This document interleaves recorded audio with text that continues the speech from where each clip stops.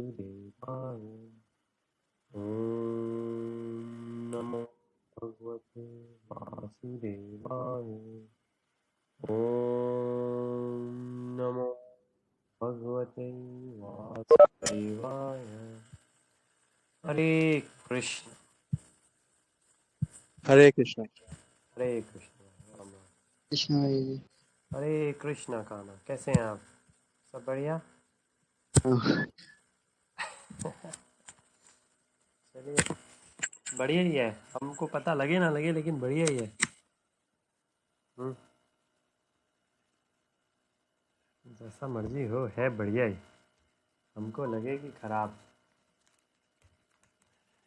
चलिए, हम चैप्टर 13 कर रहे हैं, और चैप्टर 13 में हमने बहुत सारे वर्सेस में देखा कि क्वालिटीज़ की बात हुई, और इसके अंदर पूरे चैप्टर में 35 वर्सेस हैं।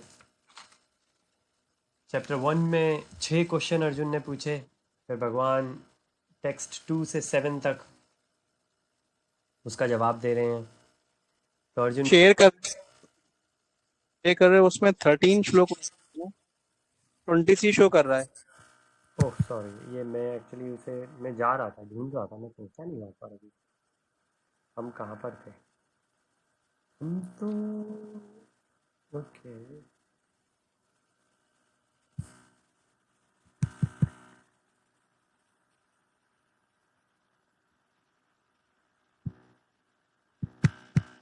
अच्छा हाँ, वो बहुत बड़ा जो वॉइस था, ये वो वाला था, है ना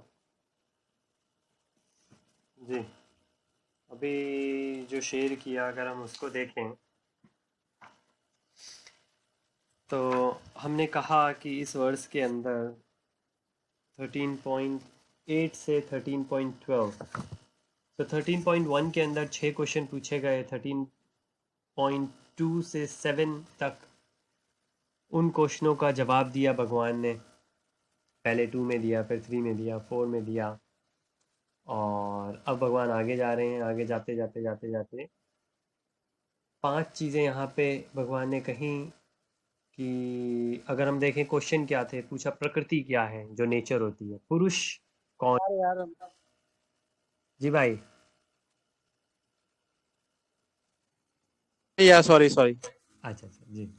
तो प्रकृति और पुरुष के बारे में पूछा कि नेचर क्या है, वो प्रकृति है। पुरुष जो एंजॉय कर रहा है, जो भोग रहा है सब कुछ, वो कौन है। क्षेत्र, जो फील्ड ऑफ एक्टिविटीज़ हैं, वो क्या है। और क्षेत्रज्ञ कौन है, ऐसा जो जानता है उसको। तो कहा गया शुरू में कि हमारा शरीर क्षेत्र है। फिर उसके बाद बताया हमारा शरीर जो है वो एक्चुअली सिर्फ पंचभूतों का ही नहीं है, 24 तत्वों का बना है। और जो इसको जानता है वो क्षेत्रज्ञ है। तो वो क्षेत्रज्ञ मन भी हो सकता है, बुद्धि भी हो सकती है, या अगर हम इस लेवल पे हैं तो वो हमारे अंदर जो हृदय के पास में परमात्मा बैठे होते हैं, वो परमात्मा सब कुछ जानते हैं, तो वो परमात्मा क्षेत्रज्ञ हो सकते हैं। जो भी इस क्षेत्र को जानता है वो क्षेत्रज्ञ, यानी ज्ञ ज्ञान, वो क्षेत्रज्ञ है, उसको इस क्षेत्र का ज्ञान है। फिर पूछा कि अच्छा ज्ञान क्या होता है। तो भगवान ने बताया चैप्टर 13 के इन वर्सेस में, 13.8 से 13.12 के अंदर भगवान 20 चीज़ें बताते हैं। तो उससे हमें ये पता लगता है, अगर हम थोड़ा सा और आगे जाएं, कि इसमें है क्वालिटीज़ जो हमारे अंदर होनी चाहिए। विनम्रता, दम्भहीनता, दम्भ मतलब प्राइड नहीं होना चाहिए। तो ये सारी क्वालिटीज़ जो बताई हैं, करीबन 20 क्वालिटीज़ हैं जो वर्सेस 12 तक भगवान बताते हैं। और इसको डिटेल में डिस्क्रिप्शन तात्पर्य के अंदर डिस्क्रिप्शन है जो शिला प्रभुपाद जी ने दिया है, जो कि बहुत ही अच्छा है। क्योंकि कुछ चीज़ें ऐसी हैं हम कहते हैं हाँ ये तो हमें मालूम है ना।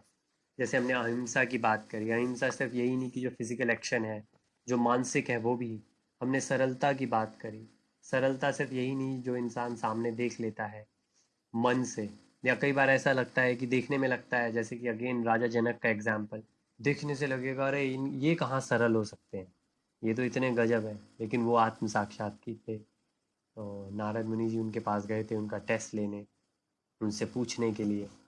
तब उनको ये पता लगा कि ज़रूरी नहीं है बाहर से इंसान कैसा दिख रहा हो, अंदर से इंसान कैसा है, उसका मन कैसा है। मन सरल है उसका, बेशक काम करने के लिए वो किसी बड़ी कंपनी का सीईओ हो, लेकिन वो डिज़ायर रहित है, उसके मन में कोई ऐसी इच्छाएं नहीं है भौतिक स्तर पे। तो अगर हम चाहें तो हम 13 तक जा सकते हैं, और वही भाई बता रहे थे।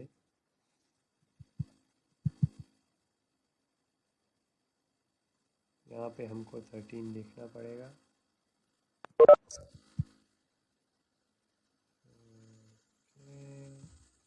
जी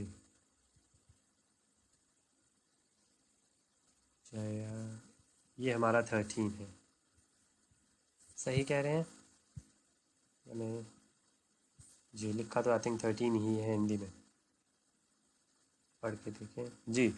अगर 13 का 13 पढ़ें, चैप्टर 13 का वर्स 13, जब मैं तुम्हें शे गे के विषय में बतलाऊंगा। तो भगवान ने अभी तक ज्ञान बताया है, तो पांचवा जो था वो पूछा ज्ञान क्या है, फिर पूछा अच्छा ज्ञान ने गई, जो इस ज्ञान को जानता है, जो ज्ञान योग्य है, इंग्लिश में अगर हम कहें ऑब्जेक्ट ऑफ नॉलेज, नॉलेज किसकी, तो अब उसके बारे में वो गे है जिसके बारे में।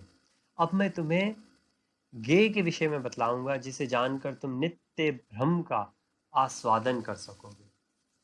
मतलब अगर ये नॉलेज जो रियल नॉलेज है वो हमें मिल पाए, तो फिर हम नित्य भ्रम जो है, हमारा आत्म साक्षात्कार जो है वो हो सकता है। ये भ्रम, ये आत्मा, तो भ्रम को ही आत्मा कहा गया है। भ्रम और आत्मा में कोई फर्क नहीं है, क्योंकि आत्मा, आत्म साक्षात्कार को ही हम भ्रम की स्थिति कहते हैं। ब्रह्म रियलाइजेशन यानी आत्मा का रियलाइजेशन, यानी सेल्फ रियलाइजेशन। जो अनादि है वो मेरे अधीन है। जो अनादि है, तो हमने पढ़ा पहले भी कि भगवान ने कहा है कि आत्मा ना कभी आई है, ना कभी पैदा हुई है, ना कभी मरेगी। तो वही चीज़ यहाँ पे बताई है, जो अनादि है और मेरे अधीन है। मेरे अधीन क्यों है? क्योंकि आत्मा भगवान का ही अंश है, और आत्मा डिज़ायर करती है, आत्मा चाहती है कुछ, लेकिन परमात्मा या भगवान उसको पूरा करते हैं, उसको सैंक्शन करते हैं। बिना उसके वो चीज़ हो नहीं सकती। इस भौतिक जगत के कार्य कारण से परे स्थित है। अब भौतिक जगत के कार्य कारण जो हमारे गुणों में है, तो जो गुणों से शरीर कर रहा है वो अलग चीज़ है, और जो आत्मा चाह रही है वो अलग चीज़ है। तो यहाँ पे जो दोनों में संबंध आता है आत्मा और शरीर का, तो अगर हम देखें कि आत्मा क्यों अपने आप को शरीर मान लेती है, हम देखते हैं दुख जो है वो सिर्फ शरीर को है, आत्मा को कोई दुख नहीं होता। लेकिन क्योंकि उसको ऐसा लग रहा है, उसको ऐसा लग रहा है कि ये जो शरीर है मेरा है, इस वजह से आत्मा को दुख होता है।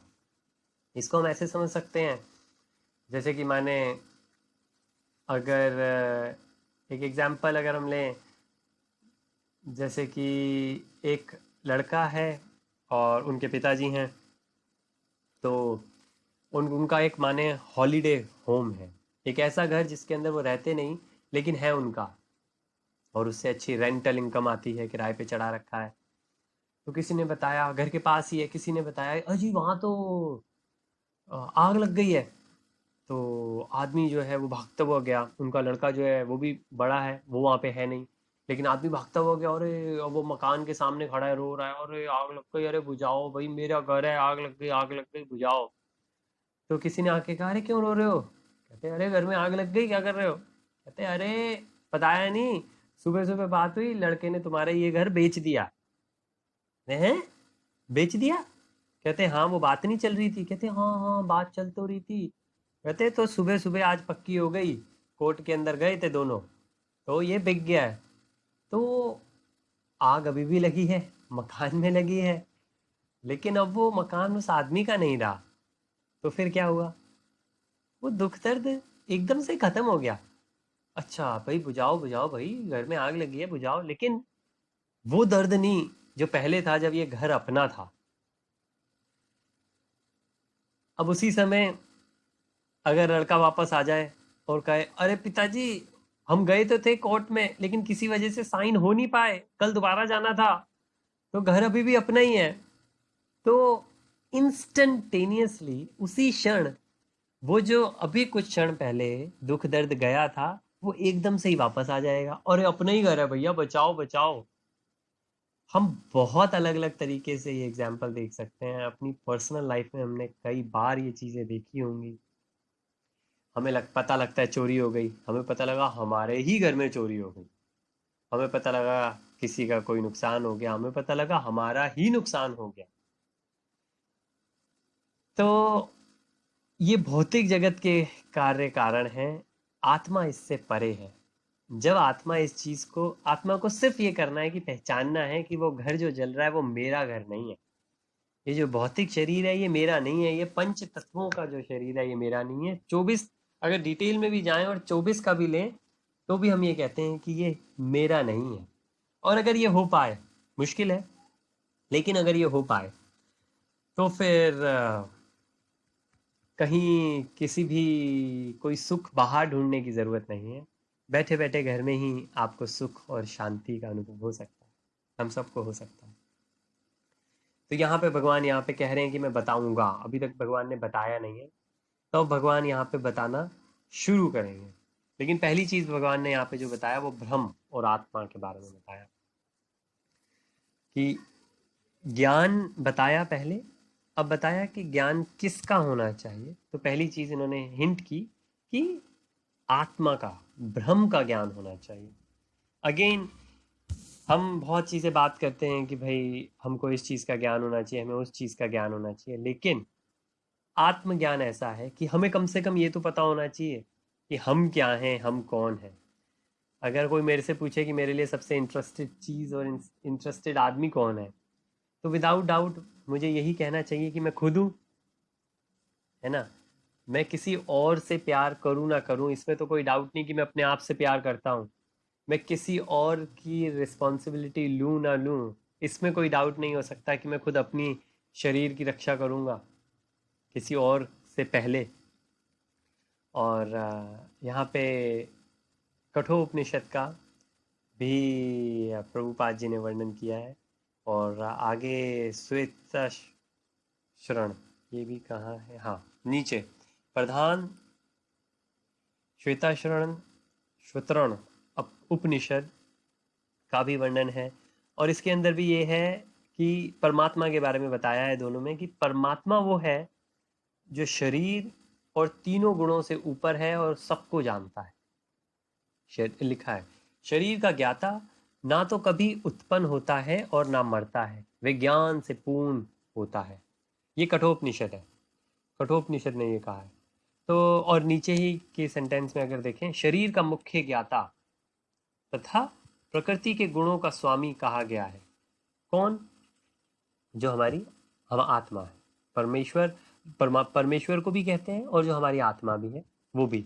तो जैसे कहा कि कौन से स्तर पे है इंसान, कुछ मन के स्तर पे सोचेंगे, कुछ बुद्धि के, कुछ आत्मा के सोचेंगे और फिर कुछ परमात्मा तक पहुंच पाएंगे, परमात्मा के स्तर पर रहकर।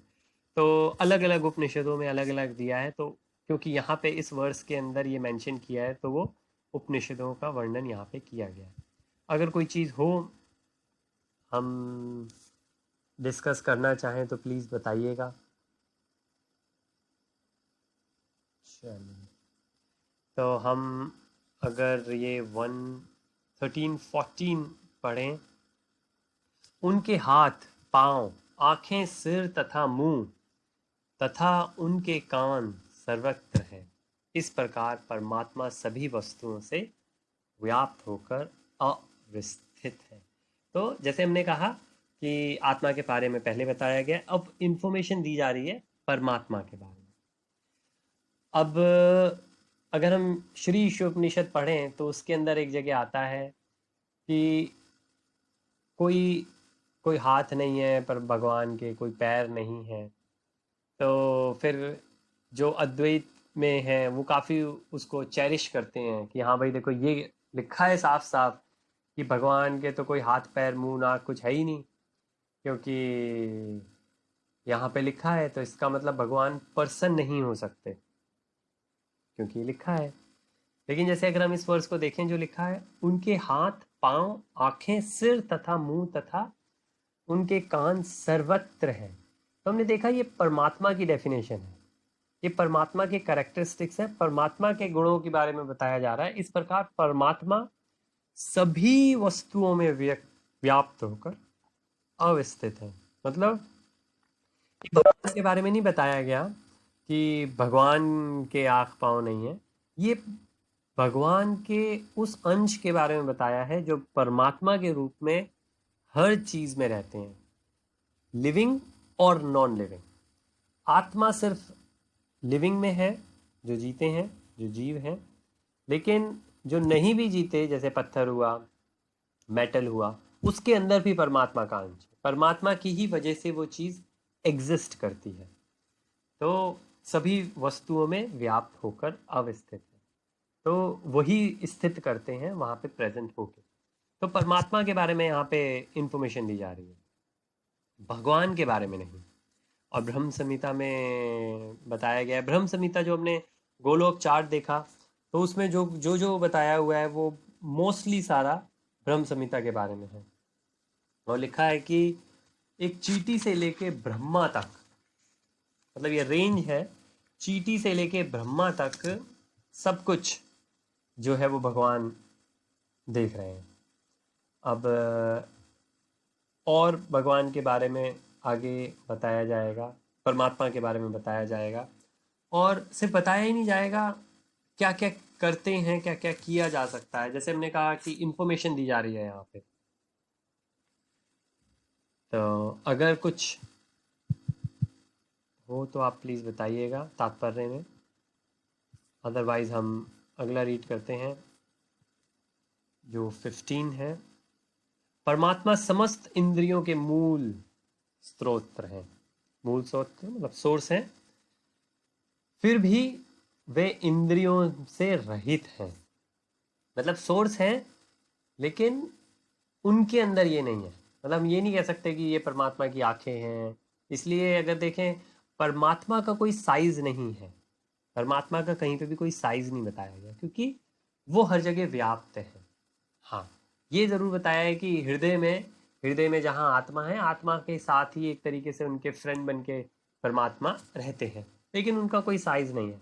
ऐसा समझ सकते हैं जैसे आत्मा कॉन्शियसनेस, आत्मा का सिम्टम हम कहते हैं कॉन्शियसनेस। आत्मा शरीर के अंदर है, कैसे पता है हमको? क्योंकि शरीर में चेतना है, कॉन्शियसनेस है। अगर आत्मा निकल गई तो वो बॉडी, जो कॉन्शियस बॉडी है, अब वो डेड बॉडी हो गई। तो जो चेतना है, जो कॉन्शियसनेस है, वो ये सिद्ध करती है कि शरीर में आत्मा है। तो जैसे जो चेतना है वो कहाँ है? पूरे शरीर में है। ऐसे ही परमात्मा कहाँ है? पूरे शरीर में है, हर जगह है, हर चीज के अंदर है।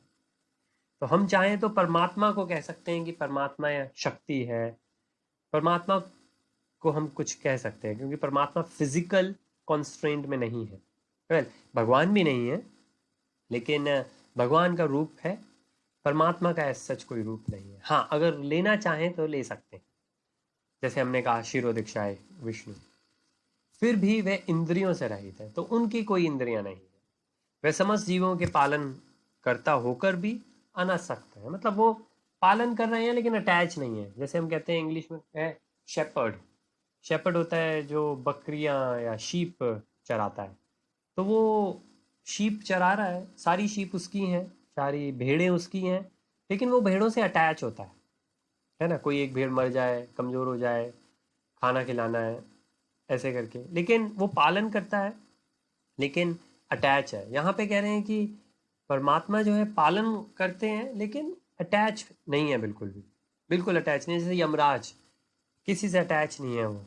अगर या कोई अच्छा जज हो, तो अगर घर का फैमिली मेम्बर का भी कुछ होगा तो कहेंगे लेके जाओ, इसके ऊपर केस करेंगे, और फिर जज सेलेक्ट करेगी कि क्या करना है इनके साथ।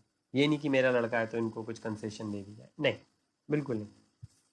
पर ऐसा भगवान ने कहा भी है खुद ही कि मैं खुद नहीं हूँ, तो परमात्मा भगवान का ही अंश है। वे प्रकृति के गुणों से परे हैं, तो बिल्कुल सही, गुण उनके ऊपर काम नहीं करते। ऐसा नहीं कि भाई उन्होंने मोड ऑफ पैशन में आके, रजगुण में आके कुछ कर डाला, ऐसा नहीं। ये कुछ तमोगुण में आके कुछ गलत काम कर दिया, नहीं। वो गुणों के परे हैं और मुश्किल नहीं है। मुश्किल, हम भी, हमारी आत्मा जो है वो भी गुणों के परे है, तो हम भी हो सकते हैं। मुश्किल है हमारे लिए, फिर भी वह भौतिक प्रकृति के समस्त गुणों के स्वामी। तो अगेन वही चीज कि स्वामी है, गुणों के स्वामी हैं, इंद्रियों के स्वामी हैं, लेकिन उससे अटैच नहीं है और उसके अंदर लिमिटेड नहीं है। तो इसके अंदर यहाँ पे आत्मा और परमात्मा का अगर हम देखें तो यही आता है कि आत्मा जो शुद्ध हो वो भी ऐसे हो सकती है। इसलिए काफ़ी लोग कहते हैं अरे परमात्मा तो हम ही हैं, परमात्मा हमारे अंदर ही है, अपने आप को ही जानो और मेडिटेशन करो, पहुंच सकते हो वहां तक। तो एक तरीके से देखा जाए तो हाँ, वो बात भी सही है। क्यों? क्योंकि क्योंकि जो परमात्मा है वो गुणों से ऊपर है, जो परमात्मा है वो इंद्रियों से ऊपर है, और हमारी आत्मा जो है वो भी ऐसी ही है। लेकिन हम एक वर्ड यूज करते हैं इंग्लिश में, कंडीशन। कंडीशन है कि मतलब जैसे मान ली बीमार है कि सच्चाई जो है वो ढकी हुई है, तो जब वो कंडीशनिंग हट जाएगी ऊपर से, तो आत्मा का जो स्वरूप है वो हमें दिखेगा, और जब दिखेगा हम बिल्कुल ऐसे ही काम करेंगे जैसे परमात्मा के ये दो गुण यहाँ पर। तो उस तरीके से हम कह सकते हैं हाँ भाई सही बात है, हम भी परमात्मा बन जाएंगे। हालांकि ऐसा होगा नहीं, लेकिन वो जो छोटे छोटे से गुण हैं, क्यों? क्योंकि हमारे जो गुण हैं, क्योंकि हम भगवान से निकले हैं, तो हमारे जो गुण हैं वो भगवान से ही मिलते हैं। भगवान कैसे हैं? सत्यचिदानंद।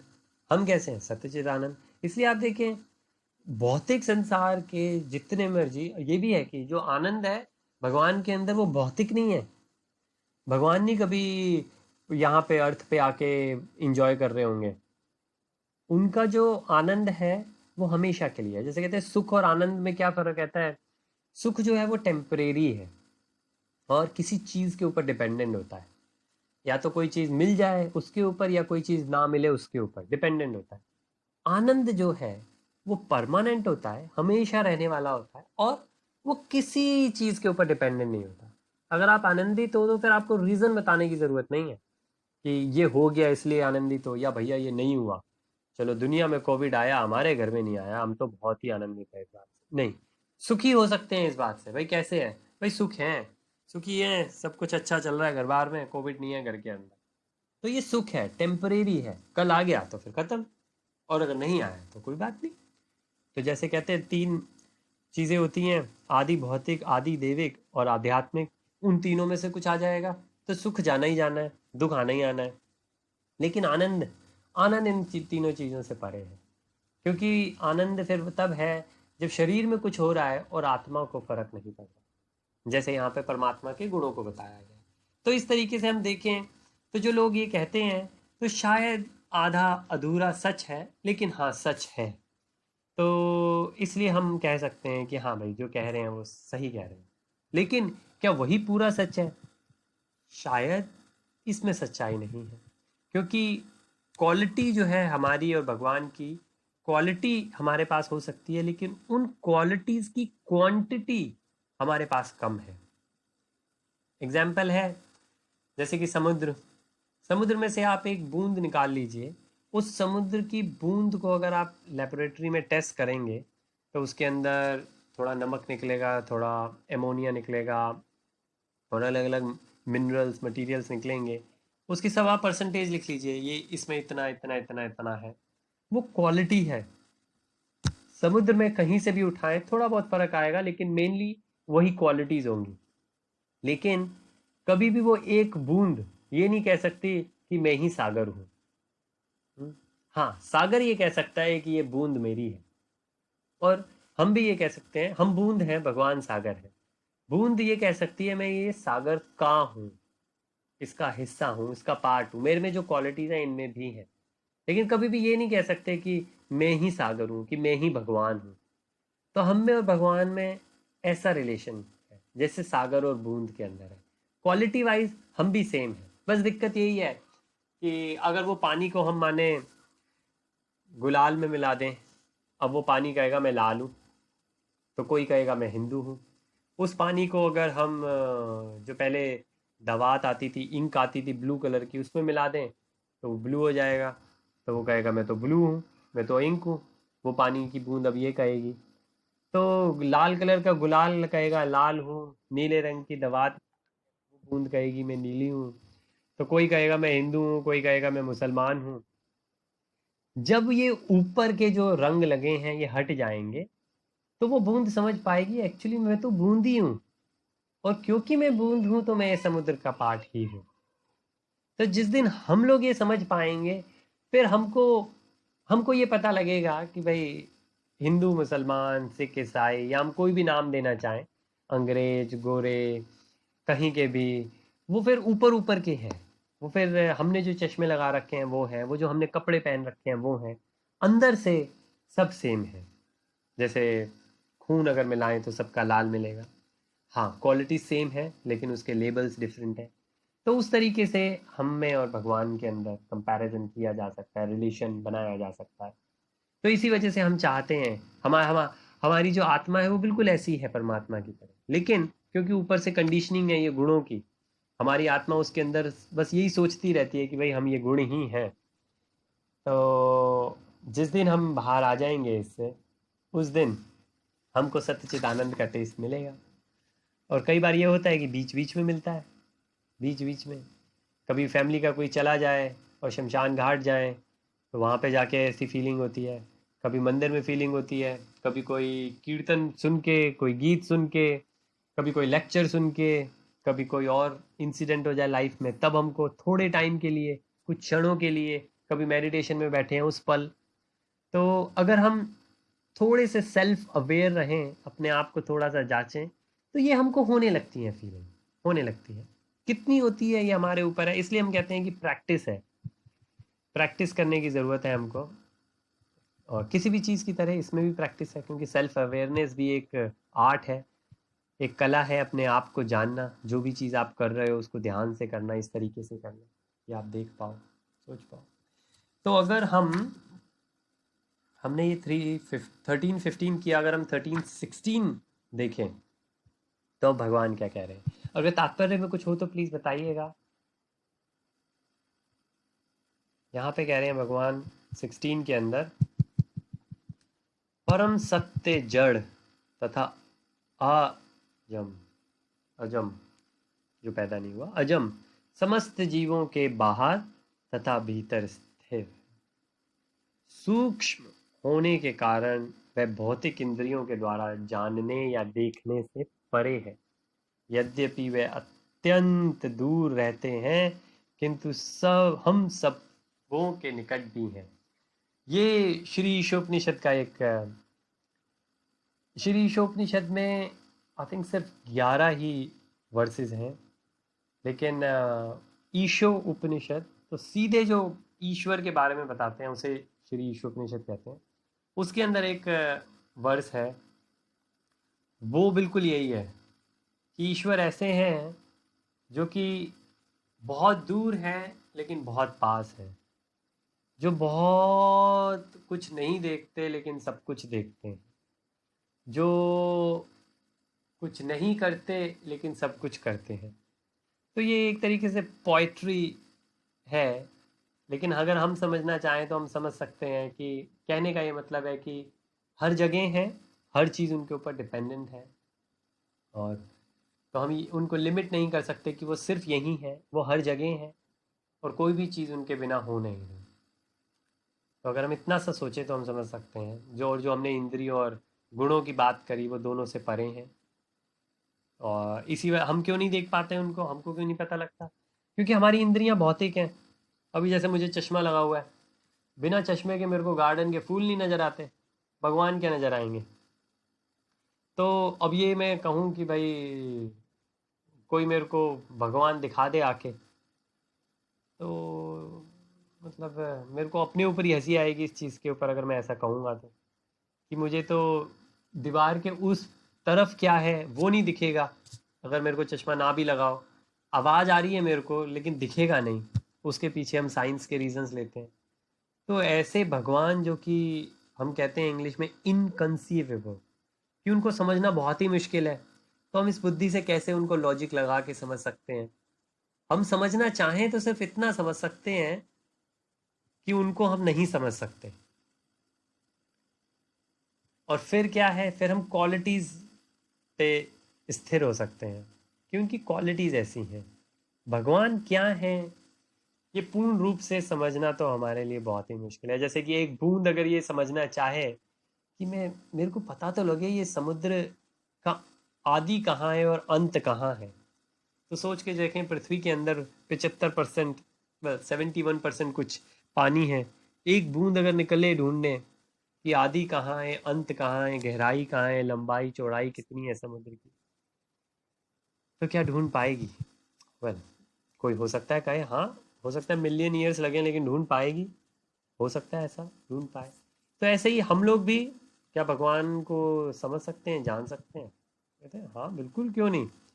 आत्मा का साक्षात्कार करते हैं, परमात्मा का करते हैं, फिर भगवान का करते हैं, तो हाँ बिल्कुल पॉजिटिव है, बिल्कुल कर सकते हैं, क्यों नहीं कर सकते। धीरे धीरे कोशिश करते हैं, लेकिन फिर सबसे पहला जो शुरुआत है वो आत्मा का साक्षात्कार है। आत्मा का साक्षात्कार नहीं हुआ और भगवान तक पहुंचने की कोशिश करें, थोड़ा सा मुश्किल जान पड़ेगा। कठोपनिषद का फिर यहाँ से पे है जो बताया हुआ है, चूंकि वे निरंतर दिव्य आनंद भोगते रहते हैं, अतएव हम ये नहीं समझ पाते कि वे सारे ऐश्वर्य का भोग किस तरह करते हैं। तो जैसे कि अगर पेरेंट्स को कहें कि भाई पेरेंट्स सारे चीज़ इंजॉय कर रहे हैं, लेकिन पेरेंट्स कैसे इंजॉय करते हैं? पेरेंट्स यूजुअली बच्चों को दे देते हैं।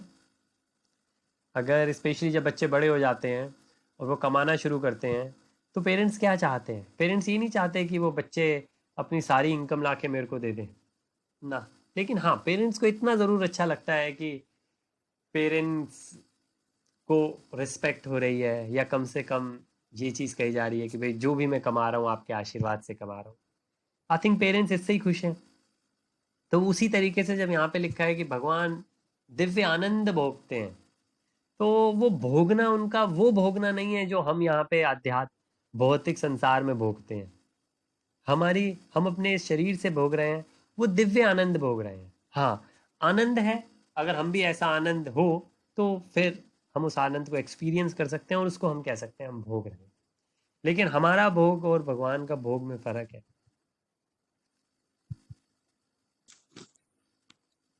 जी अविनाश प्लीज। भैया ये बता दो, जड़ और जंगम, जंगम क्या चीज है? जड़, तो हम ये कहते हैं कि परम सत्य जड़ तथा अजम। अजम जो जन्मा नहीं, जड़। और हम कहते हैं जैसे कि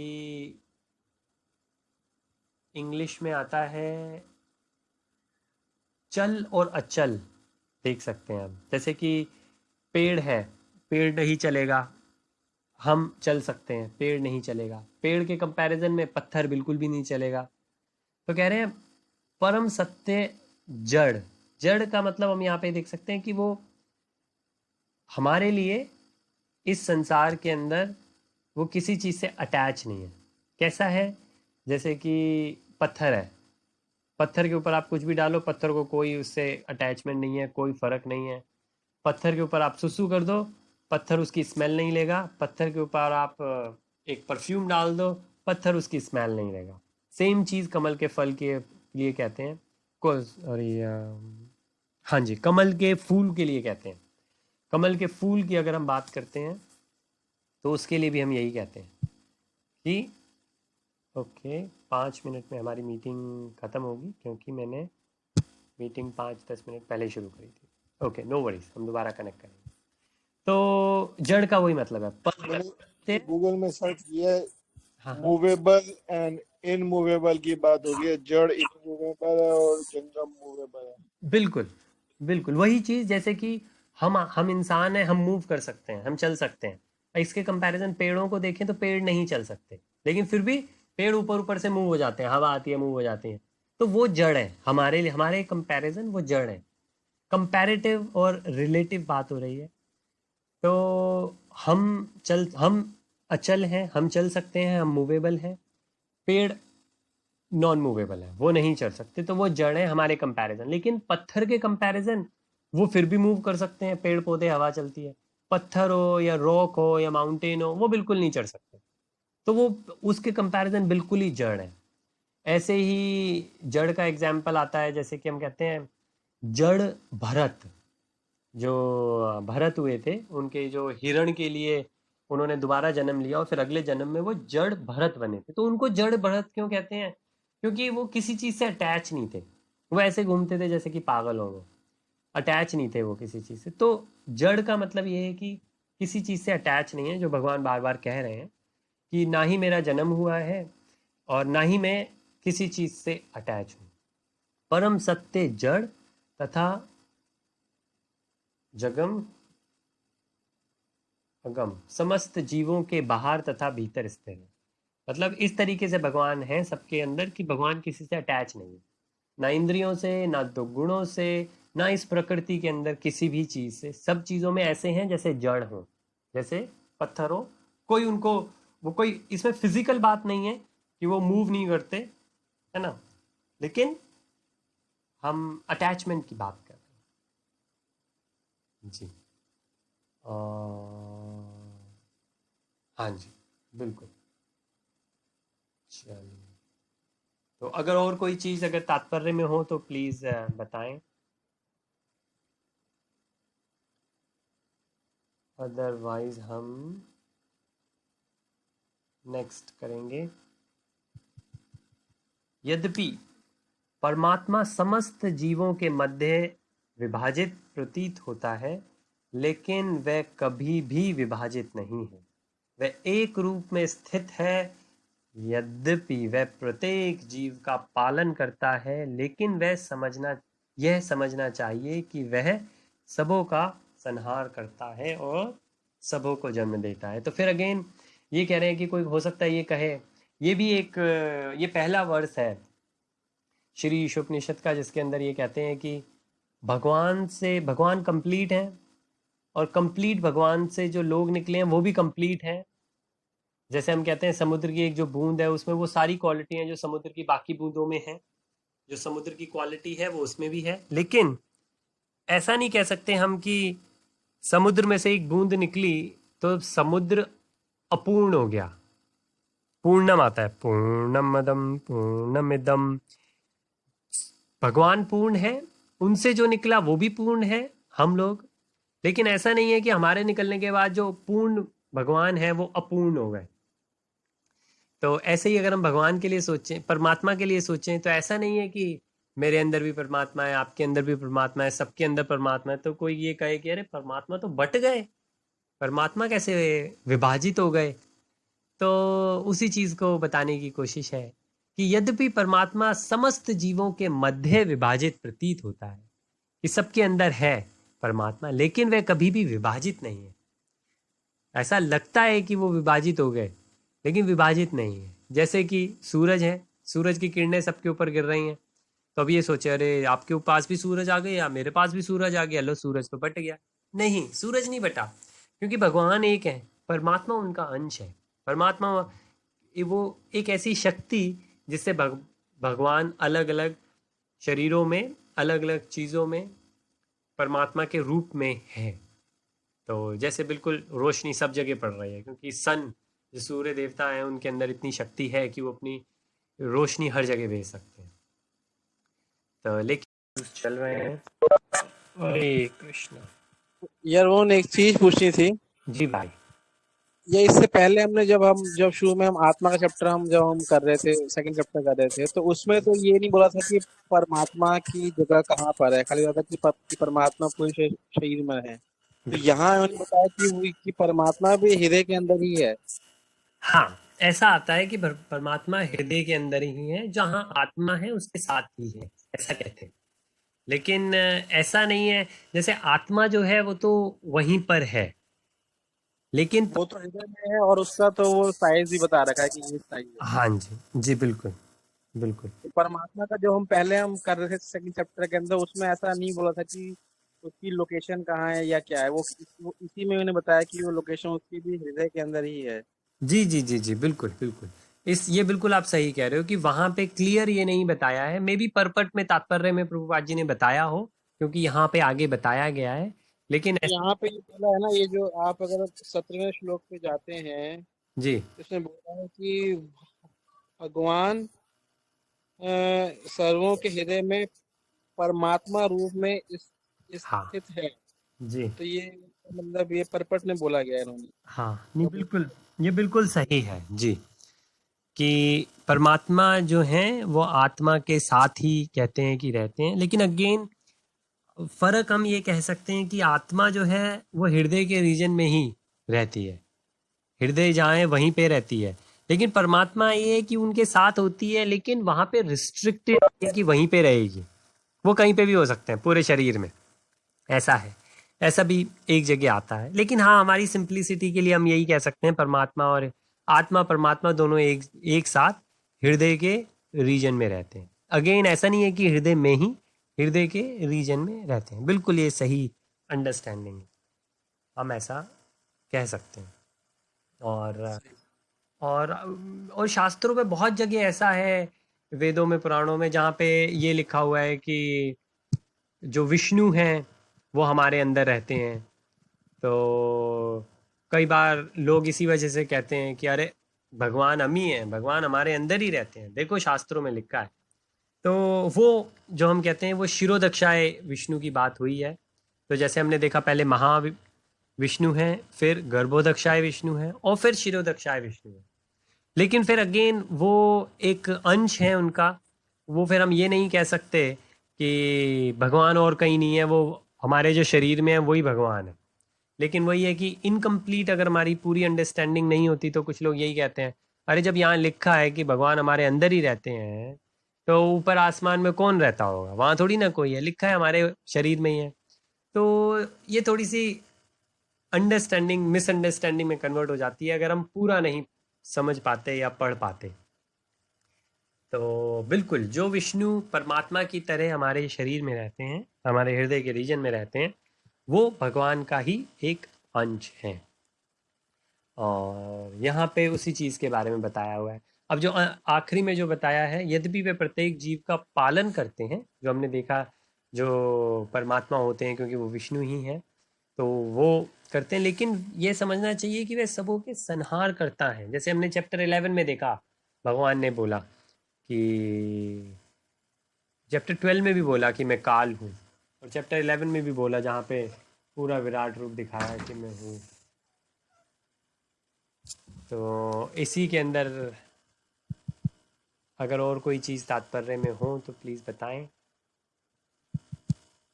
तैत्तिरीय उपनिषद भी बहुत अच्छा है, उस वहाँ से भी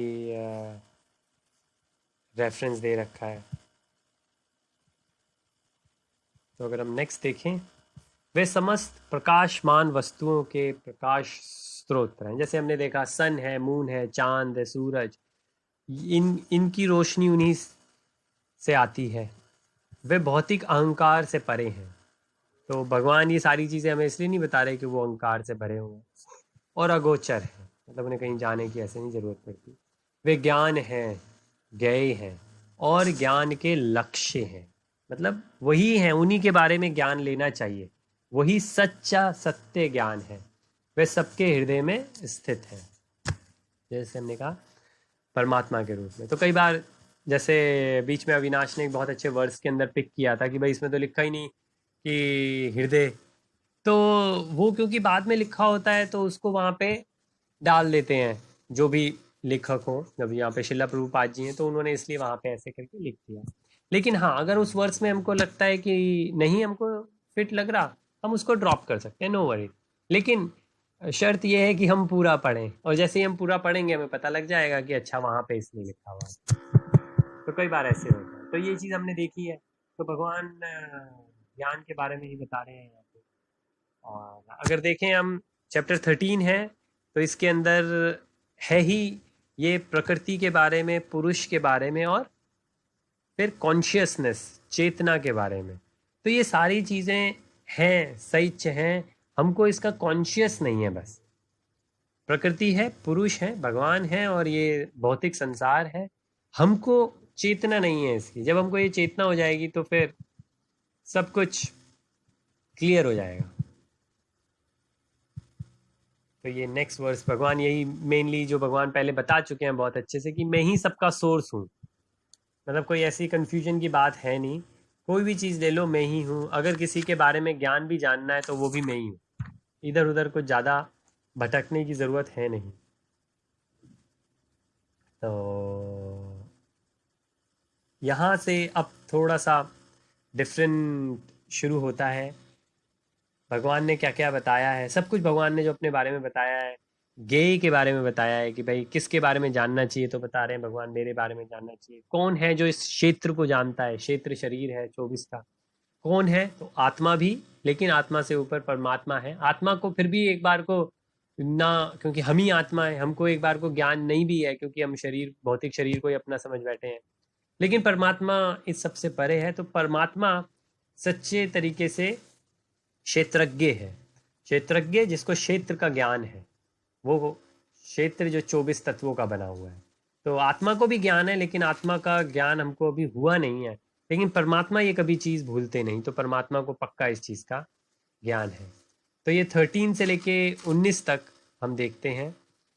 ये अब अगर पढ़ें, इस प्रकार मैंने कर्म क्षेत्र यानी शरीर, ज्ञान तथा ज्ञेय के संक्षेप में वर्णन किया है। इसे केवल मेरे भक्त ही पूरी तरह समझ सकते हैं और इस तरह वह संभाव को प्राप्त होते, संभाव को प्राप्त होते। संभाव क्या? संभाव नेचुरल, मतलब कि जो उनकी शरीर की, आत्मा की जो नेचुरल टेंडेंसी है, जो संभाविक रूप से होना चाहिए, वो होना चाहिए। मतलब हम कहते हैं कि अगर कोई आत्मा की बात करे, भगवान की बात करे, तो कहते हैं यार पागल हो गया है, तो क्योंकि बाकी लोग दूसरी बातें कर रहे हैं। लेकिन अध्यात्म के हिसाब से देखें तो लिखा है भगवान के बारे में ही जो है वो ज्ञान है, बाकी जो सब है वो अज्ञान है।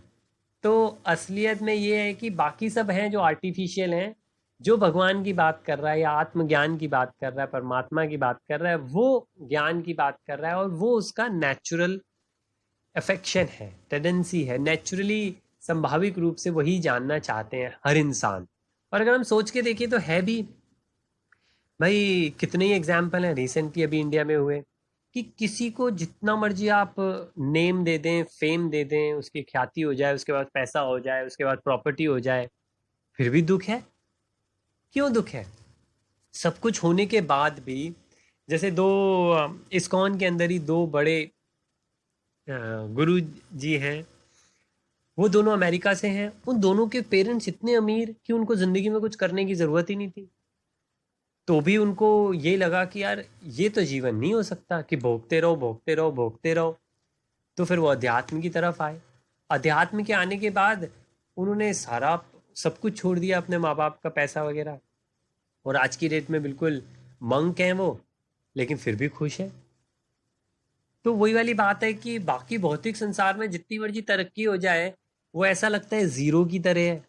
अगर आध्यात्मिक ज्ञान नहीं हुआ तो फिर वो जीरो जीरो ही लेते हैं। जब आध्यात्मिक ज्ञान हो जाता है तो ऐसा लगता है वो वन है, जो उन जीरो के आगे लगता है, तब उन जीरो की वैल्यू होती है। अदरवाइज वो जीरो ही है बाकी। ये कई हमने देखे हैं। अब जैसे जो रिसेंटली अभी एक एक्टर इंडिया में गए हैं, तो अगर इन केस मेरे को जो भी पता लगा है, लोगों ने कहा कि भाई उनके पास से कुछ शायद मूवीज चली गई थी इस वजह से। लेकिन कुछ मूवीज जाने की वजह से बाकी सब उनका क्या खत्म हो गया था? नहीं। हम अपनी लाइफ में शायद इतना कमा नहीं पाएंगे जितना वो ऑलरेडी कमा चुके थे, लेकिन फिर भी वो सुखी नहीं थे, फिर भी वो कुछ और चाहते थे। लेकिन ऐसे काफ़ी हमें फ़कीर मिल जाएंगे जिनके पास कोई पैसा नहीं है और शारीरिक रूप से भी दिक्कत है, लेकिन फिर भी खुश है। तो भौतिक संसार में जितना मिल जाए कम लगता है, अध्यात्म में जितना मिल जाए ऐसा लगता है कि सब कुछ मिल गया। तो ये, इससे ऐसा लगता है कि वाकई वो हमारा स्वभाव है। अगर हम स्वाभाविक रूप से नहीं चल रहे हैं तो वापस स्वभाव की तरफ मुड़ते हैं। जैसे हम कहते हैं थाली में आप बैगन रख दें, तो जब तक वो बैगन बीच में नहीं होगा वो इधर से उधर गिरता रहेगा, जब तक उसका बैलेंस नहीं होगा। तो वो स्वाभाविकता की बात हो रही है, और हम आत्मा हैं तो हमारा स्वभाव है। और अगर हम भगवान के बारे में ये चीज़ जान पाएंगे तो फिर हम अपना स्वाभाविक रूप ले पाएंगे। इस तरीके से हम समझ सकते हैं। तो अगेन पुरुष और प्रकृति की बात जो हुई वो भगवान यहाँ पे फिर कहेंगे। चैप्टर का नाम यही है, पुरुष, प्रकृति और चेतना। तो पुरुष और प्रकृति के बारे में यहाँ चैप्टर 20 में बता रहे हैं।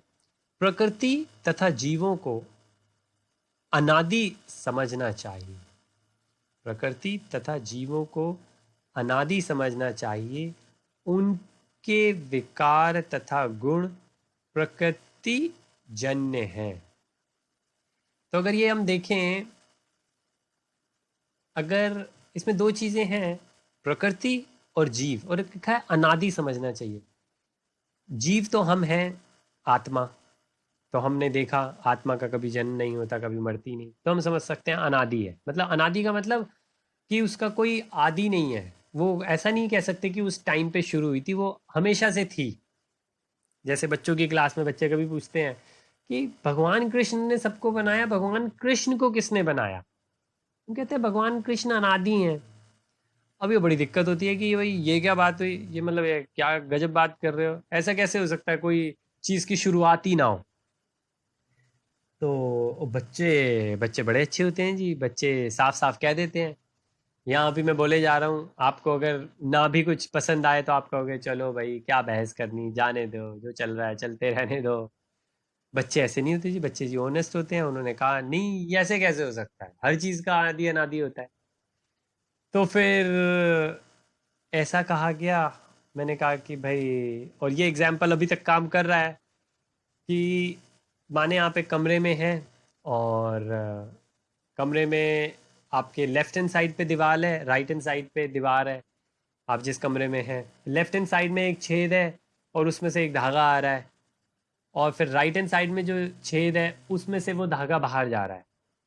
तो आपको जो दिख रहा है बस इतना दिख रहा है कि लेफ्ट हैंड साइड में दीवार में जो छेद है उसमें से ये धागा आ रहा है, और ये दिख रहा है कि राइट हैंड साइड की दीवार में जो छेद है उसमें जो छेद है उसमें से वो धागा जा रहा है।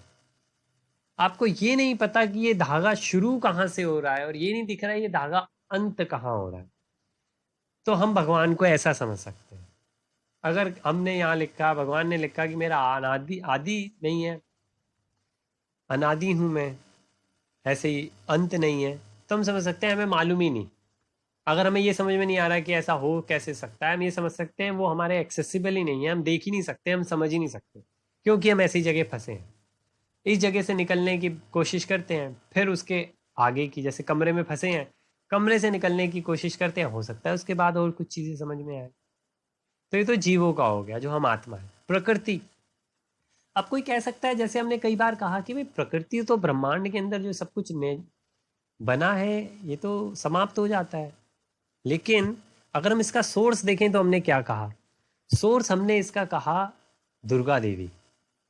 जितने भी गुण हैं वो दुर्गा देवी से आ रहे हैं, या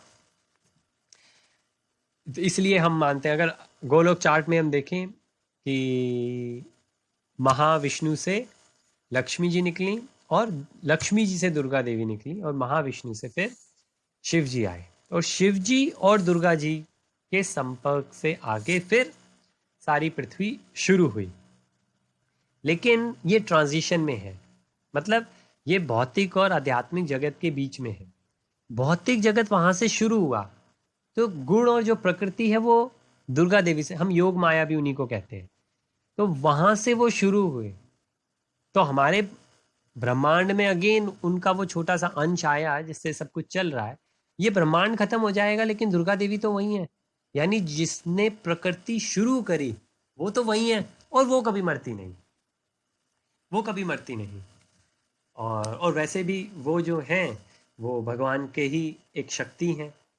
तो भगवान की कोई भी ऐसी शक्ति नहीं है जो कि मर जाए या खत्म हो जाए या क्षीण हो जाए।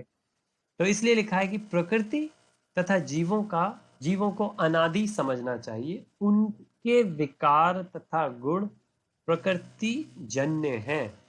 अगर हमको लगे कि उनमें कुछ विकार आ गया, तो ये स्पिरिचुअल टीचर के लिए कहते हैं ऐसा। जैसे कि भाई अविनाश, आपने भी इस चीज़ की काफ़ी बात करी कि भाई कैसे गुरु को हम देखें। तो एक बार श्रीला प्रभुपाद जी से किसी ने कहा कि आप कहते हैं कि गुरु गुरु जो होता है वो परफेक्ट होता है। तो प्रभुपाद जी ने कहा हाँ बिल्कुल। तो फिर उन्होंने कहा लेकिन गुरु जो होता है उसमें तो कभी कभी बहुत सारे इम्परफेक्शन दिखती हैं, जैसे कि गुरु को कभी गुस्सा आ गया तो गुस्सा नहीं आना चाहिए। गुरु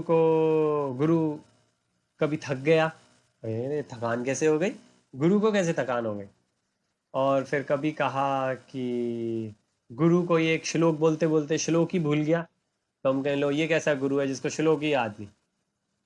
तो प्रभुपाद जी ने कहा नहीं, ये सही नहीं है। तो फिर उन्होंने कहा तो फिर क्या हुआ। प्रभुपाद जी ने कहा कि आपकी, जब मैंने ये कहा कि गुरु परफेक्ट है, तो आपकी परफेक्शन की जो डेफिनेशन है वो गलत है। तो उन्होंने कहा फिर क्या है। तो उन्होंने कहा गुरु परफेक्ट है, इसका मतलब ये है कि गुरु को आत्म साक्षात्कार हो चुका है और वो गुरु अब हमेशा भगवान के अंदर लीन रहता है। आप जो भी चीज देख रहे हो वो भौतिक रूप से देख रहे हो, है ना।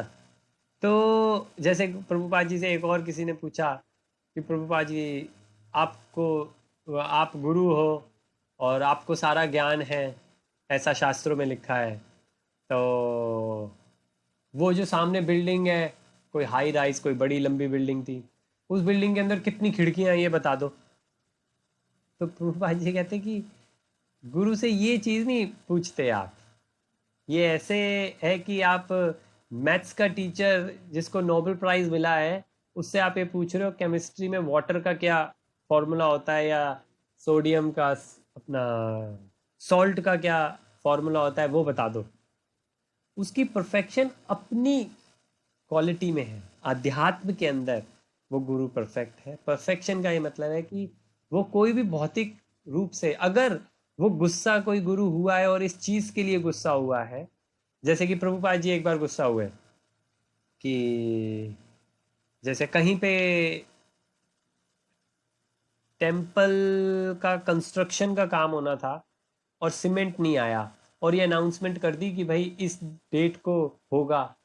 तो जो जैसे पूरा प्रोजेक्ट प्लान होता है, तो प्रभुपाद जी ने कहा अगर अगले 2 दिन में सीमेंट नहीं आया तो हम इस दिन कर ही नहीं सकते ओपनिंग टेम्पल की। तो फिर उन्होंने बड़ा गुस्सा किया, कहते कि बाकी कार्य को छोड़ो, ये नहीं रुकना चाहिए। तो किसी ने पूछा प्रभुपाद जी आपको गुस्सा कैसे आ गया। मैंने कहा गुस्सा किस चीज़ के लिए आया, गुस्सा ये कोई मेरी सेवा में कमी रह गई इसलिए आया, ये गुस्सा जो टेम्पल भगवान के लिए बन रहा है उसके लिए आया और जो भगवान के भक्त इसके अंदर आएंगे उसके लिए आया। तो उनके विकार तथा गुण प्रकृति जन्य है, मतलब प्रकृति के जो हैं, प्रकृति से जो जन्मे हैं, गुणों से जो जन्मे हैं वो है विकार, आध्यात्मिक विकार नहीं है उनके। अगर ऐसा हो तो ये हम जब देखते हैं कि अगर किसी को देखना हो कौन कितना तरक्की में, तो इस तरीके से हम सोच सकते हैं। और बहुत इसमें ऐसा नहीं है कि ये ब्लैक एंड वाइट हो कि ये है तो ये है, ये है तो ये है। काफ़ी बीच में ग्रे एरिया है, जैसे कहते हैं 50 शेड्स ऑफ ग्रे, कि कोई फॉर्मूला नहीं है इसके अंदर, लेकिन हाँ फिर भी हम कह सकते हैं धीरे धीरे धीरे धीरे हम इस चीज़ के बारे में सोच सकते हैं और हमें समझ आने लगता है। अगर इसके अंदर कोई तात्पर्य में चीज़ हो तो प्लीज़ बताएं।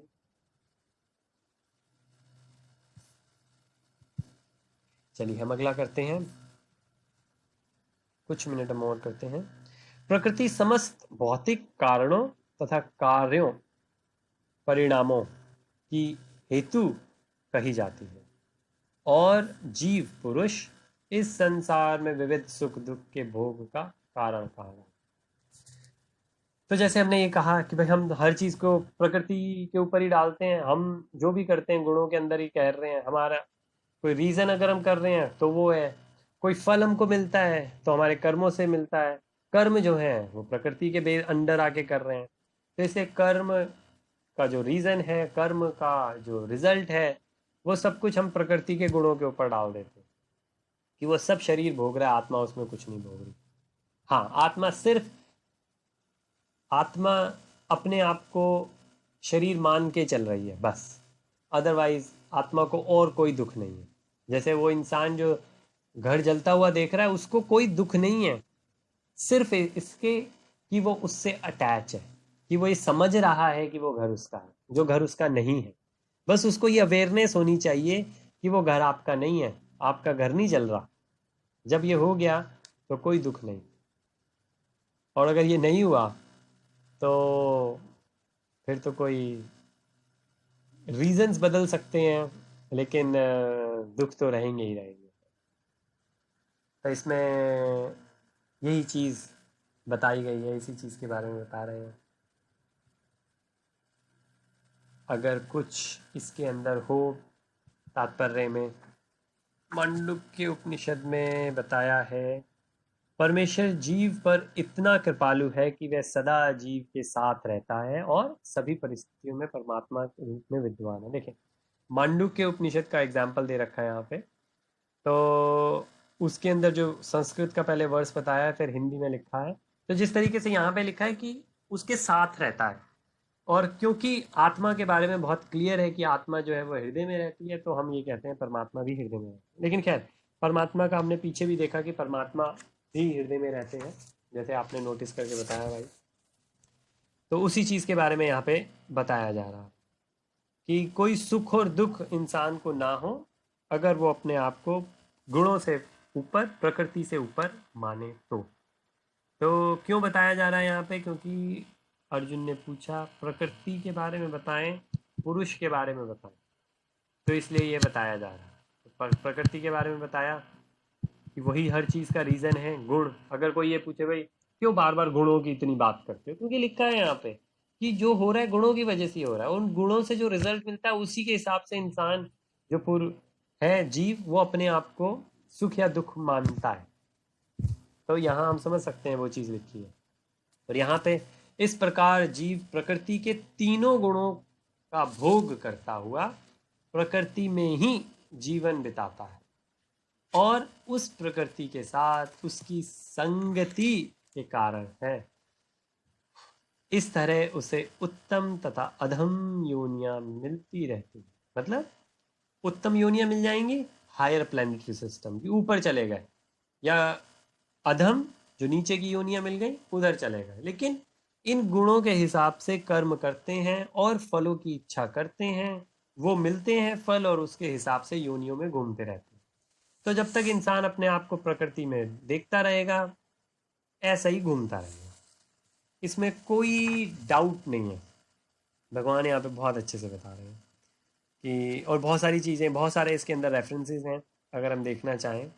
लेकिन मेन चीज़ है वो यही है कि अगर इंसान ये समझ जाए कि ये प्रकृति में जो हो रहा है ये सिर्फ शरीर के साथ हो रहा है, और शरीर सिर्फ ऐसा है जो कि कपड़े पहने हैं, एक शरीर से दूसरे शरीर में किस प्रकार देहांतरण करता है।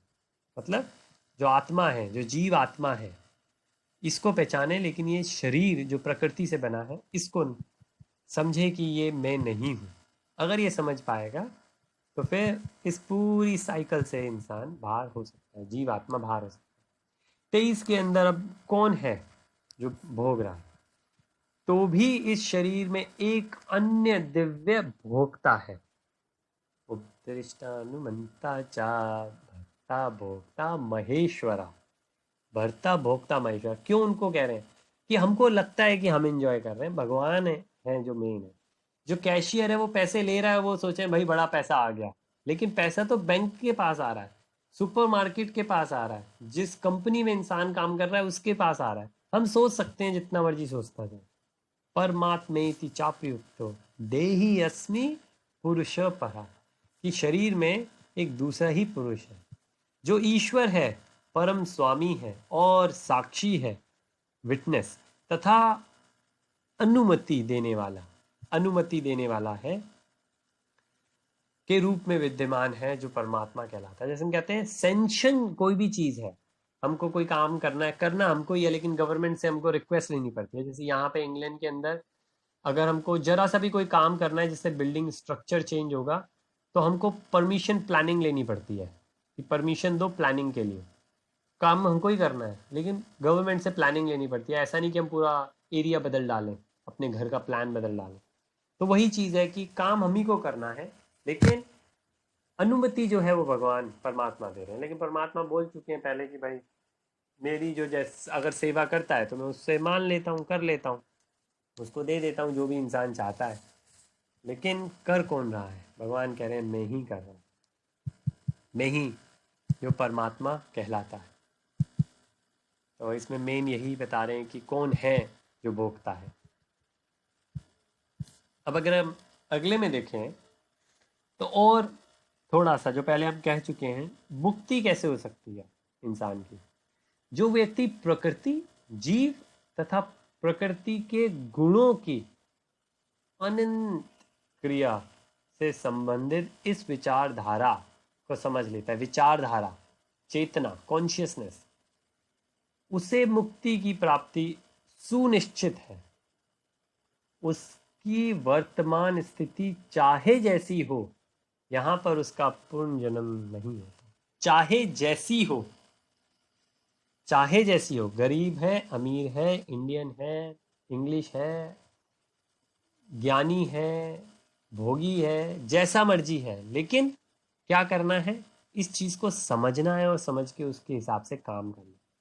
जो व्यक्ति प्रकृति, जीव तथा प्रकृति के गुणों की अनंत क्रिया से संबंधित इस विचारधारा, मतलब किस तरीके से जीव आत्मा जो है वो गुणों के अंदर रहकर ये समझती है कि मैं ही कर रहा हूँ जी, मैं ही कर रही हूँ जी, ये मैं ही है, तब सबसे बड़ी दिक्कत आ जाती है। बस इससे मुक्ति चाहिए। अगेन सेल्फ कॉन्शियसनेस, हम क्या कर रहे हैं, हम क्या है, हमारी चेतना क्या है, वो। तो अगेन जो टाइटल है वो ये है, प्रकृति के बारे में जानना है, पुरुष के बारे में जानना है, और फिर इस चीज की चेतना होनी चाहिए हमारे अंदर। अगर ऐसा हो सकता है तो हमारा पुनर्जन्म नहीं होगा। और मोस्टली पुनर्जन्म ना हो, इसी चीज को लिबरेशन कहते हैं मोस्टली। अगर हम अगला देखें तो इसके अंदर 25th के अंदर बता रहे हैं किन 3 तरीके से। कुछ लोग परमात्मा को ध्यान के द्वारा, जैसे पीछे बताया है कि कैसा मर्जी हो अभी, लेकिन ये समझ जाए तो अगला जन्म अच्छा होगा, तो यहाँ पे कैसा हो सकता है। कुछ लोग परमात्मा को ध्यान के रूप में द्वारा अपने भीतर देखते हैं, तो दूसरे लोग ज्ञान के अनुशीलन द्वारा, और कुछ ऐसे हैं जो निष्काम कर्म योग द्वारा देखते हैं। तो हम इनके ऊपर अच्छे से चर्चा कर चुके हैं। ज्ञानी, अष्टांग योगी और निष्काम कर्म योग। ये भक्ति के बारे में क्यों नहीं बताया? भक्ति के बारे में क्यों, भक्ति कहाँ चले गए? भक्ति आएगी अभी आगे जी, क्योंकि ये 3 हैं जो कह रहे हैं कि यहाँ पे लोग कैसे भी हों। अगर आप देखें जैसे लैंग्वेज यूज की है, यहाँ पे लोग प्रेजेंट में कैसे भी हों, आगे उनकी मुक्ति है। तो जो भक्त है उनकी तो मुक्ति है ही है, इस तरीके से अगर हम समझना चाहें। लेकिन आगे हो रहा है कि भक्त तो जो बन गया उसको मुक्ति का वेट करने की जरूरत नहीं है। क्यों? क्योंकि भक्त को क्या चाहिए? भक्त को भक्ति करनी है। उसको शरीर छोड़ के क्या मतलब कि भगवान के पास जाऊंगा तब भी भक्ति करूंगा, यहीं पे मेरे को परमात्मा का साक्षात्कार हो रहा है, तो मुझको क्या दुख और मुझको कहाँ जाने की पड़ी है। हम इंग्लिश में कहावत है, हम यूजुअली लोगों से पूछते हैं भाई यस मॉर्निंग में कैसे हैं आप, हाउ आर यू डूइंग, तो वापस जवाब आता है आई एम गेटिंग देयर, मैं बस पहुंच रहा हूँ। मतलब तो किसी से पूछ लो आप भाई कहाँ जाने की कोशिश है, तो चौंक जाते हैं लोग। मतलब कि ये तो फ्रेज है कि हाँ मतलब चल रहा है, बन रहा है, हो रहा है। तो भक्त को कहीं जाने की जरूरत नहीं, भक्त जाए वहीं है। ज्ञानी को ज्ञान चाहिए, अष्टांग योगी को अपने योग के अंदर, साधना के अंदर प्रवक्क होना है। निष्काम कर्म योगी को मेक श्योर करना है हर कर्म निष्काम का हो। भक्त को जो भी कर रहा है वो बेशक त्रुटि पूर्वक करे, लेकिन भगवान को अर्पित करता हुआ करता है। इस वजह से भक्ति को इसमें नहीं ज़रूरत पड़ेगी। प्योर ज्ञान की बात। अगर हम चले, हम इस पे यहाँ पे अंत करेंगे 26 पे। ऐसे भी लोग हैं जो यद्यपि आध्यात्मिक ज्ञान से अवगत नहीं होते, पर अन्यों से परम पुरुष के विषय में सुनकर उनकी पूजा करने लगते हैं। तो ये जैसे तीन पीछे बताए, ये और लोगों की बता रहे हैं कि कैसे भी लोग होते हैं। जो सही बात है कि काफ़ी लोग नहीं करते, लेकिन हमने सुना है, इंडिया में तो आजकल काफ़ी चलता है, भाई आपको कैसे मालूम? नहीं, ये तो सुना ही है ना। जैसे मेरे को मेरे एक फ्रेंड ने कहा कि भाई 3 तरीके के लोग होते हैं, तो अपना ब्रह्मा विष्णु महेश। तो मैंने कहा ये कहाँ लिखा है कि ब्रह्मा विष्णु महेश 3 मूर्ति जो हैं ये ऐसे करते हैं। लेकिन नहीं, मतलब ये तो सुना है ना, हाँ चले, वैसे अच्छी बात है, जनरल अवेयरनेस भी अच्छी है, लेकिन कहाँ और क्यों लिखा है अगर हमें पता हो तो और अच्छी बात है। ये लोग भी प्रमाणिक पुरुषों से श्रवण करने की मनोवृत्ति होने के कारण जन्म तथा मृत्यु के पथ को पार कर जाते हैं। मतलब ये उन भक्तों के बारे में लिखा है कि अगर कोई ऐसा है जिसको ज्ञान नहीं भी है, लेकिन प्रमाणिक मतलब एक ऑथेंटिक गुरु को सुनते हैं और फिर ऑब्वियसली वो जो कहते हैं वो करते हैं, उसके बाद उनका नहीं होता। तो इस वर्ष में एक चीज़ आती है कि इन शिला प्रभुपाद जी से किसी ने, शिला प्रभुपाद जी ने कहा देखो आप बिल्कुल अपना मतलब इस तरीके से मन कर लो कि मस्त हो जाए एकदम, बात है बिल्कुल कुछ और सोचो ही ना। तो उन्होंने देखा भक्त लोग तो ऐसे देख रहे हैं कि भगवान प्रभु जी ये तो हम कर ही नहीं सकते, ये कैसे कर सकते हैं, हम तो यहाँ पे ड्रग्स लेते हैं, सब कुछ ओपनली करते हैं, आप कह रहे हो मन ऐसा कर ले। तो उन्होंने कहा अच्छा ऐसा करो, ये जो 4 रेगुलेटिव प्रिंसिपल दे रहा हूँ ना, कि नशा मत करो, मीट छोड़ दो, शराब छोड़ दो, गैम्बलिंग वगैरह मत करो, कम से कम ये चीज़ें तो करो। तो फिर प्रभुपाद जी की शक्ल लोग देख रहे हैं कि ये भी बड़ा मुश्किल है हमारे लिए। तो प्रभुपाद जी ने कहा ऐसा है, मेरी धोती पकड़ लो, मैं जब जाऊंगा ना तो भगवान के पास अपने साथ में ले जाऊंगा।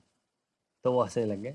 लेकिन उसके बाद उन्होंने प्रमाण दिए शास्त्रों से, और ऐसे प्रमाण हैं, काफ़ी हैं। अगेन अगर हम ध्रुव महाराज का देखें, छोटे से बच्चे थे, उनको कुछ नहीं मालूम, कोई किसी चीज़ का कोई ज्ञान नहीं, लेकिन उनके जो टीचर बने, जो कि और ऐसे ही अंगुली मार के भी टीचर वही थे। ऐसे नारद मुनि जी जो हैं, नारद मुनि जी ने कहा, जैसे नारद मुनि जी ने कहा कि बस राम राम नहीं बोल सकते, मरा मरा बोल दो। उनको कोई ज्ञान नहीं, लेकिन जो उनके टीचर ने कहा था उसके अंदर श्रद्धा थी, वो उसी उस श्रद्धा से ही वो तड़ गए। क्या लिखा है, ये लोग भी प्रमाणिक पुरुषों से श्रवण करने की मनोवृत्ति होने के कारण जन्म तथा मृत्यु के पथ को पार कर जाते हैं। मतलब अगर आपके पास ज्ञान नहीं है, अष्टांग योग नहीं है, आप निष्काम कर्म योग भी नहीं कर रहे, लेकिन आप जो ऑथेंटिक गुरु हैं उनसे सुन रहे हो, और ऑब्वियसली ऐसा नहीं कि सिर्फ सुन ही रहे हो, इस कान से निकला उस कान से चला गया, सुनने के बाद वो जो कहते हैं उसको आप करते हो, और ऑब्वियसली वो जो कहेंगे क्योंकि वो ऑथेंटिक है, जैसे नारद मुनि जी थे, तो जो उन्होंने, अगेन युगों की बात है, उन्होंने उंगली मार को क्या कहा, तो तुलसीदास जी को क्या कहा, या उन्होंने ध्रुव महाराज को क्या कहा, अलग अलग लोगों को अलग अलग टाइम के अंदर, टाइम प्लेस एंड सर्कमस्टेंसेस के हिसाब से अलग अलग शिक्षा दी, और उससे उनका सबका उद्धार हुआ। तो ये एक पूरा फ्रेज है जो 26 वर्सेस तक का है। इसके आगे हम और देखेंगे जो आखिरी के हैं 27 से 35, ये और ज्ञान की बात करेंगे, ज्ञान के चक्षु खोलेंगे ये, इनको ज्ञान चक्षु वर्सेस कहते हैं जो आगे के हैं। विजन ऑफ नॉलेज, नॉलेज कैसी होनी चाहिए और क्या विजन है नॉलेज का, तो बहुत कुछ सीखने को मिलता है उससे हमको। और चलिए हम यहीं पे समाप्त करते हैं, और कल कल वेनेसडे है, तो हम 1 घंटा आगे भी कर सकते हैं अगर करना चाहें, वरना 1 घंटा पीछे लेट शुरू करते हैं। तो इंडिया के टाइम से इसी समय शुरू करना है 6:30? इंडिया के टाइम से 6:30 शुरू करते हैं, हाँ जी, नॉर्मली रोज 5:30 करते हैं, कल वेनेसडे आज